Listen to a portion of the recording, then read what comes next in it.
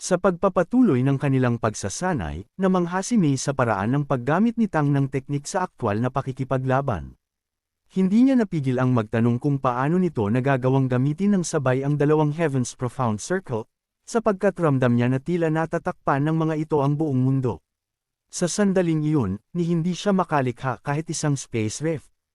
Ngumiti si Tang at sinabi na gagabayan niya si Mei upang unti-unti nitong matutunan ang paraan. Masayang sumang-ayon si Mei. Ginamit ni Tang ang sarili niyang enerhiya upang ituro ang teknik, at agad napansin ni Mei na ang mga space element sa paligid ay nagsimulang gumalaw sa kakaibang ritmo, hindi upang punitin ang kalawakan, kundi tila sumasailalim sa isang mas malalim na pagbabago. Para bang may isang panibagong mundo ang unti-unting nabubuo sa proseso. Labis ang tuwa ni Mei nang makitang gumagana ang paggabay ni Tang. Matapos may guhit ang bilog, biglang tila nagkaroon ng isang pintuang bumukas sa harapan nila, isang daan patungo sa walang hanggang espasyo. Habang pinagmamasdan si Mei, napangiti si Tang, ngunit kasabay nito'y bumalik sa kanyang alaala ang imahe ni Xiaowo.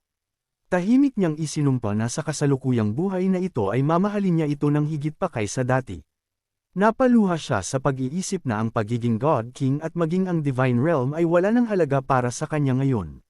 Sa gitna ng kanyang pagninilay, lumingon si Mei at masiglang sinabi na pakiramdam niya ay naiintindihan na niya ang teknik. Subalit bigla siyang natigilan nang mapansin ang ekspresyon sa mukha ni Tang at nagtanong kung ano ang nangyari rito. Humingi ng paumanhin si Tang at sinabi na naalala lamang niya ang kanyang nakaraan. Tinanong ni Tang si Mei kung naramdaman nito ang kapangyarihan ng teknik.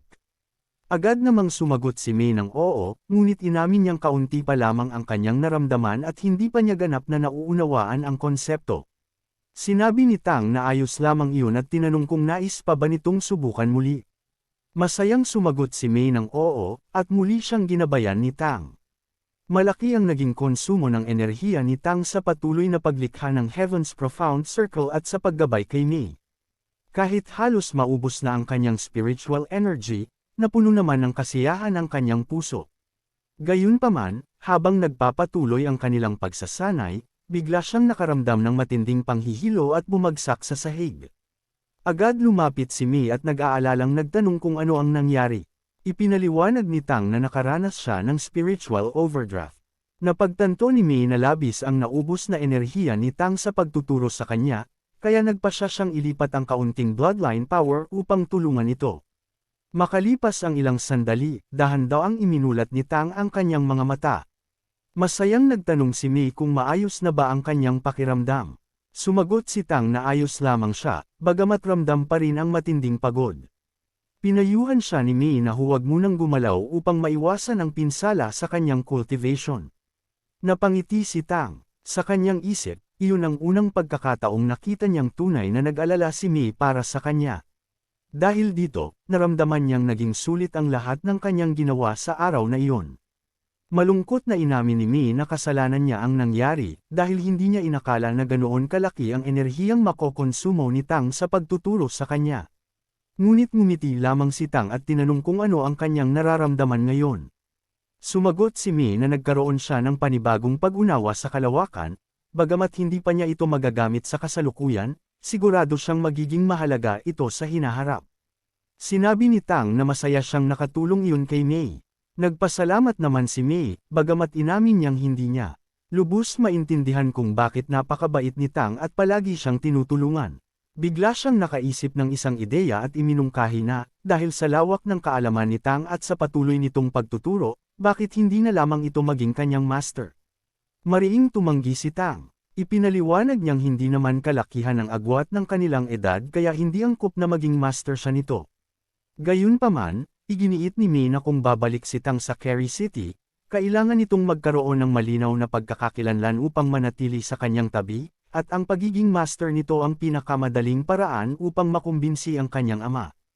Napabuntong hininga si Tang at sa huli ngumiti. Sinabi niyang mas mainam na tawagin na lamang siya bilang senior brother ni Mei. Nag-atubili si Mei sa una kung bakit kailangan niyang tawagin si Tang bilang senior brother. Gayunpaman, muling inulit ni Tang ang kahilingan, kaya napabuntong hininga si Mei at sa huli sumang-ayon. Ngumiti si Tang at pabirong nagtanong kung kaya ba niyang sabihin iyon ng seryoso. Sandaling nag-isip si Mei bago niya ito tinawag sa naturang titulo. Natuwa si Tang sa kanyang narinig. Sa sandaling iyon, biglang bumalik sa kanyang alaala ang nakaraan, ang sandaling nakahiga si Xiao Wu, nang hihina, habang tinatawag siya nito sa parehong paraan. Noon, pinagsabihan siya nitong huwag umiyak. Inamin ni Xiao Wu ang kanyang pagmamahal at sinabing nais pa sana nitong manatili sa kanyang tabi. Kung may susunod mang buhay, nanaisin pa rin itong maging asawa ni Tang. Hindi na malayan ni Tang na tumutulo na ang kanyang mga luha. Nabigla si Mei nang makita ito at agad nagtanong kung bakit siya umiiyak. Mabilis na pinunasan ni Tang ang kanyang mga luha at sinabing masaya lamang siya. Hindi alam ni Mei kung ano ang gagawin, kaya tahimik na lamang siyang nanatili sa tabi ni Tang. Makalipas ang ilang sandali, humingi ng paumanhin si Tang dahil hindi niya nakontrol ang kanyang emosyon. Sinabi ni Mei na ayos lamang iyon at idinagdag na kung nais ni Tang na pag-usapan ang kanyang nararamdaman, handa siyang makinig. Tumungo si Tang at sinabi na hindi pa iyon ang tamang oras, ngunit balang araw ay ikukwento rin niya ang lahat kay Mei. Pagsapit ng gabi, mag-isa na lamang si Tang. Ramdam niya ang matinding pagod, ngunit wala siyang pagsisisi. Sa halip, napangiti siya sa isip na kaaya-ayang pakinggan kapag tinatawag siyang senior brother ni Mei. Dahil sa labis na kasiyahan, hindi niya nakontrol ang sarili hanggang sa sumapit ang hating gabi. Sa oras na iyon, nagsimula siyang mag-cultivate. Isinanib niya ang bloodline ng Spider Tree Spirit sa kanyang Blue Silver Emperor, dahilan upang lalo itong lumakas. Kasabay nito, nagawa niyang mas maayos na kontrolin ang yin at yang energy sa loob ng kanyang katawan. Gayunpaman, nagpasya si Tang na huwag munang galawin ang bloodline ng Corpse Devourer Spirit, at ipagpaliban ito hanggang sa makalikom siya ng mas maraming yang energy. Kinabukasan, magkasamang nagtungo sina Tang at ang Liger Sword Saint sa Colosseum. Napansin ni Tang na mas malakas at mas matatag ang Golden Flame ng kasama niya. Nang banggitin niya ito, ipinaliwanag ng Liger Sword Saint na matapos niyang malutas ang sariling bloodline conflict, nagawa na niyang mag-focus ng lubusan sa cultivation. Dagdag pa niya, sa panahon ng kanyang pagsasanay sa Golden Valley, unti-unti siyang nagkaroon ng panibagong pag-unawa sa kapangyarihan. Hiniling ni Tang na ipaliwanag nito ang kanyang ibig sabihin. Ayon sa Liger Sword Saint, natuklasan na niya ang ugat ng bloodline conflict sa pagitan ng Lion Clan at Tiger Clan. Kung ikukumpara sa Tiger Clan, ang Lion Clan ay nagtataglay ng isa pang makapangyarihang kakayahan. Kung ang Devo uring ang likas na kakayahan ng Tiger Clan, ang kabaligtaran naman nito, ang rejection, ang tunay na kakayahan ng Lion Clan. Upang mas maunawaan ni Tang, lumikha ang Liger Sword Saint ng isang maliit na bowl ang enerhiya at iniabot ito sa harap niya. Sinabi nitong subukan niyang hawakan iyon. Walang pag-aalinlangan, sumunod si Tang, ngunit agad siyang nabigla. Sa sandaling dumikit ang kanyang kamay, isang malakas na rebounding force ang bumalot sa kanya, halos itulak siya paatras. Agad siyang tumingin sa Liger Sword Saint at nagtanong kung paano nito nagawa iyon. Ipinaliwanag ng Sword Saint na sa pamamagitan ng paglamon sa kapangyarihan at agarang pagbalik nito, nagagawa niyang direktang ibalik ang lakas ng kalaban laban sa pinagmulan nito. Hindi nawasak ang enerhiya, sa halip, ito ay pinatindi at ibinalik. Napaisip si Tang at nagbigay ng suhestyon, subukan nitong pagsamahin ang Devour Ring at Repelling abilities. Nang marinig iyon, napangiti ang Liger Sword Saint at halatang natuwa. Inamin nitong hindi niya iyon naisip, at kung magagawa nga iyon, tiyak na lalong lalakas ang rebounding force. Gayunpaman, pinayuhan ni Tang na huwag muna itong gamitin sa aktwal na laban at kailangan muna nila itong sanayin ng husto. Agad namang sumang-ayon ang Liger Sword Saint at pinuri si Tang sa talino nito. Ilang sandali pa, nakatanggap si Tang ng mensahe mula kay Mei.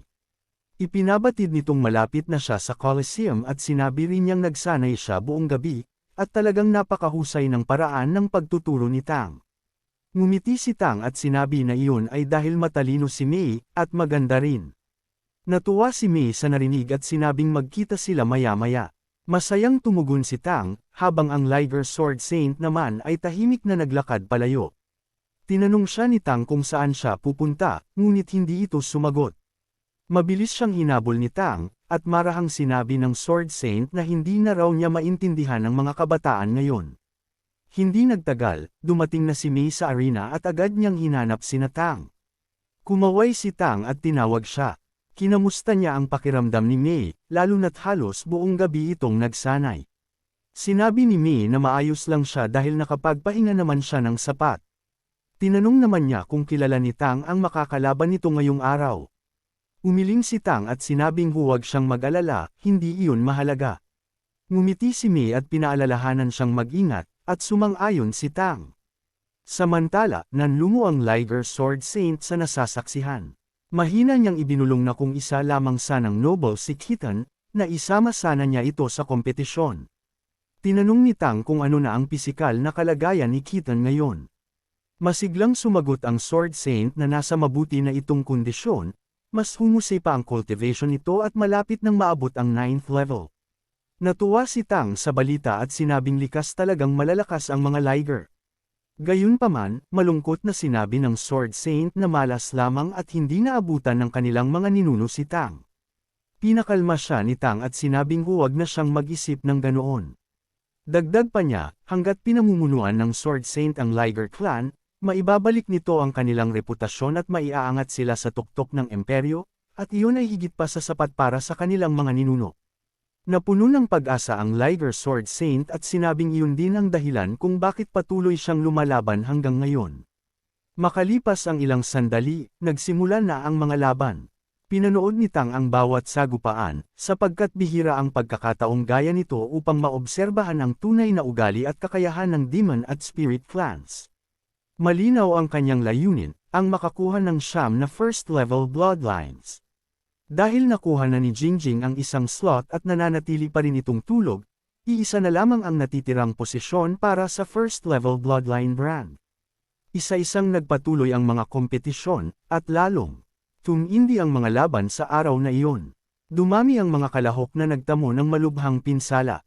Hindi nagtagal, dumating na ang oras para sa Group 3 na lumaban. May ilang paalala si Tang kay Mei bago siya nagtungo sa waiting area. Sa isang bahagi ng arena, nagbulungan ang mga manunood nang mapansin ang isang nilalang na balot ang buong katawan ng kasuotan, ngunit naglalabas ng napakalakas na aura. Sinuri rin ni Tang ang mga kalahok sa round na iyon, at matapos pagmasdan ang lahat, napagtanto niyang isa sa dalawang iyon ang tiyak na makakalaban niya. Maya-maya, tinawag ng announcer ang mga numero ng mga kalahok at inutusan silang maghanda. Umakyat si Tang sa entablado, kasabay ng kanyang kalaban, isang lalaking may pulang buhok. Sa sandaling inanunsyo ng announcer ang pagsisimula ng laban, agad umatake ang lalaki. Nabiyak ang sahig ng arena at mula rito'y sumibol ang malalaking gintong baging na mabilis na kumalat, hanggang sa tuluyang mamulaklak ang mga ito. Nabigla si Mei. Agad niyang nakilala ang pinagmula ng kapangyarihan ng kalaban, mula ito sa Fiery Sunflower Clan. Nagulat ang Liger Sword Saint at tinanong kung ang tinutukoy ba niya ay ang clan ng isang emperor. Tumango si Mei at ipinaliwanag na sa unang round ay nakalaban na ni Tang ang isang halimaw mula sa Golden Mammoth Clan, ang nag-iisang Golden Family sa hanay ng mga emperor na kilala sa napakalakas na depensa. At ngayon naman, isang mandirigma mula sa Fiery Sunflower Clan ang kaharap nito. Ayon kay Mei, ang kapalaran ni Tang ay hindi na matatawag na malas, ito ay lampas pa roon. Samantala, bumalik ang atensyon sa arena. Napagtanto ni Tang na ang laban na ito ay magiging sabayang palitan ng opensa. Mabilis siyang tumalon patungo sa kanyang kalaban. Agad namang kinontrol ng lalaking may pulang buhok ang kanyang mga halaman at nagpakawala ng nag-aalab na enerhiya patungo kay Tang. Inilabas ni Tang ang kanyang nakatagong sandata at sunod-sunod na pinakawalan ang mga palaso. Nagulat ang mga manunood nang makita nilang eksaktong tumama ang bawat atake. Gayunpaman, ilang sandali pa'y mas lalo silang nabigla nang makita na ang katawan ng lalaking may pulang buhok ay nilamon ng sarili nitong halaman. Nanatiling kalmado si Tang habang sinusuri ang sitwasyon. Mabilis niyang napagtanto na iyon ay isang death substitution skill. Ibig sabihin, nasa alanganin siya ngayon, ang kalaban ay buhay pa, at nakatago sa kung saan. Wala siyang ibang pagpipilian kundi hanapin ang tunay na katawan nito. Dahil wala siyang sapat na oras upang maghanda ng isang mabigat na opens iba, ang magagawa na lamang niya ay ang sirain ang ilang bahagi ng mga halaman at ipagkatiwala ang lahat sa kanyang swerte. Ginamit ni Tang ang Ghost Shadow Perplexing Track, isa-isang iniiwasan ang mga paparating na atake. Ngunit dahil sa dami ng mga bumabagsak na apoy, unti-unti siyang naipit hanggang sa mapagtanto niyang wala na siyang malinaw na daan palabas. Sa sandaling iyon, ginamit niya ang Golden Liger's Flame Repelling ability, na bumuo ng isang barrier sa paligid ng kanyang katawan. Ang lahat ng tumamang atake ay agad na tumilamsak pabalik. Namangha ang Liger Sword Saint. Isang beses lamang niyang ipinakita kay Tang ang teknik na iyon, ngunit agad niya itong natutunan at nagamit ng perpekto. Inilabas ni Tang ang kanyang Heaven Breaking Hammer, habang bahagyang binalot ng Blue Silver Emperor ang martilyo at pati ang kanyang kamay. Mabilis siyang sumugod, tinutumbok ang isang bulaklak na pinaghihinalaang kinaroroonan ng tunay na katawan ng kalaban. Ngunit bago pa siya makalapit, sinalubong siya ng isa pang nag-aapoy na atake. Ginamit ni Tang ang martilyo upang salagin ito, at agad niyang ibinalik ang kapangyarihan pabalik sa kalaban. Nabigla ang lalaking may pulang buhok. Hindi niya maunawaan kung paano nagagawa ni Tang na ibalik ang kanyang sariling mga atake. Sa tulong ng Blue Silver Emperor, hinila ni Tang pabalik ang Heaven Breaking Hammer, ngunit sa sandaling iyon, biglang naputol ang baging na kanyang kinakapitan. Kasabay nito, biglang nawala sa focus si Tang nang marinig niyang nagsalita si Jingjing. Sinamantala ng kalaban ang pagkakataon at lumikha ng isang napakalakas na opens iba. Umalangaw-ngaw ang isang napakalakas na pagsabog sa buong arena, ngunit sa huling sandali, nagawang umiwas ni Tang palayo sa sentro ng atake. Habang nasa seryosong sitwasyon, kinausap niya si Jingjing at tinanong kung gising na ba ito. Sinuri rin niya ang kanyang spiritual sea, at doon niya nakita na ang Bloodline brand kung saan nananahan si Jingjing ay nagliliwanag. Ramdam niyang may panibagong kakayahan ang nagising sa loob niya. Nabigla si Tang. Nang muling tumingin siya sa kanyang kalaban, nagbago ang kanyang paningin, nakita niya hindi lamang ang kondisyon ng Bloodline nito, kundi pati ang eksaktong lokasyon ng tunay nitong katawan. Dahil dito, napagpasyahan ni Tang na subukan kung hanggang saan pa makapagtatago ang kanyang kalaban ngayong alam na niya ang tunay nitong kinaroroonan. Muli niyang inihanda ang Heaven Breaking Hammer at walang pag-aalinlangang inihagis iyon patungo sa tunay na katawan ng lalaking may pulang buhok. Nanlaki ang mga mata ng kalaban nang makita ang papalapit na sandata. Hindi niya maunawaan kung paano nalaman ni Tang ang kanyang eksaktong lokasyon. Kinabahan siya at agad nagpasya na lumipat sa ibang baging upang makaiwas. Ngunit sa gitna ng laban, muling nagsalita si Jingjing, nakiusap kay Tang na tapusin na ang kalaban. Walang pag-aalinlangang sumang-ayon si Tang. Sinubukan ng lalaking may pulang buhok na ilipat ang kanyang tunay na katawan, ngunit napansin ito ni Tang. Muli niyang inilabas ang kanyang mga nakatagong sandata at sunod-sunod na pinakawalan ang mga palaso. Kampante ang kalaban, malamig niyang sinabi na hindi na siya muling matatamaan ng mga iyon, at agad siyang naghanda ng counterattack. Ngunit sa mismong sandaling iyon, ginamit ni Tang ang repelling force na natutunan niya mula sa Liger Sword Saint. Sa halip na salagin lamang ang opens iba, ginamit niya ang mismong atake ng kalaban upang lumikha ng isang napakalakas na pagsabog sa mismong kinaroroonan nito. Umalangaw-ngaw ang impact. Napangitngit ang lalaking may pulang buhok habang wasak ang kanyang mga baging. Ang kanyang barrier ay hindi sapat upang salagin ang buong puwersa ng pagsabog. Samantala, patuloy na lumipad ang mga palaso ni Tang. Dahil wala na sa konsentrasyon ang kalaban, isa-isang tumama ang mga ito sa kanyang katawan, dahilan upang mapaubos siya ng dugo. Bumagsak siya sa arena, nakaluhod at halos wala ng lakas. Nagulat ang mga manunood. Kasama na si Mei na nagtanong kung tapos na nga ba ang laban.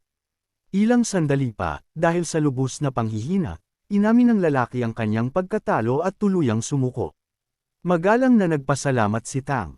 Matapos nito, humiling ang lalaki na malaman kung saan gawa ang martilyo ni Tang. Ngunit kalmado lamang na tumanggi si Tang at sinabing hindi niya iyon maaaring sabihin.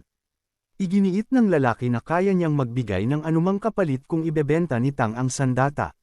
Ngumiti si Tang at sinabing iyon ay isang divine weapon, at tinanong kung tunay bang kaya niya itong bilhin, lalo na't maging ang kanilang emperor ay kinailangang ipagbili ang sariling heavenly sunflower sa auction, at malinaw na limitado ang kanilang yaman.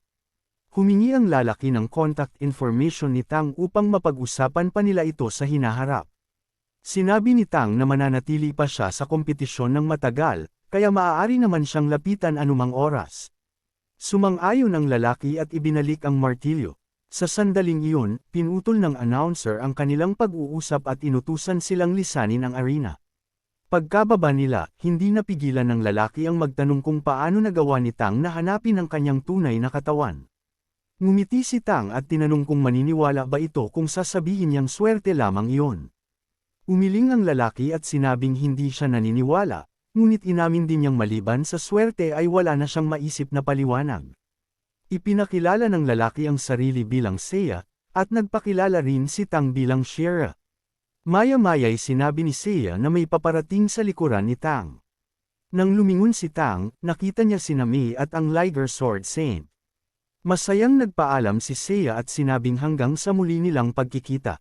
Pagkaalis ni Seiya, agad na nagtanong ang Liger Sword Saint kung kilala ba ni Tang ang lalaking iyon.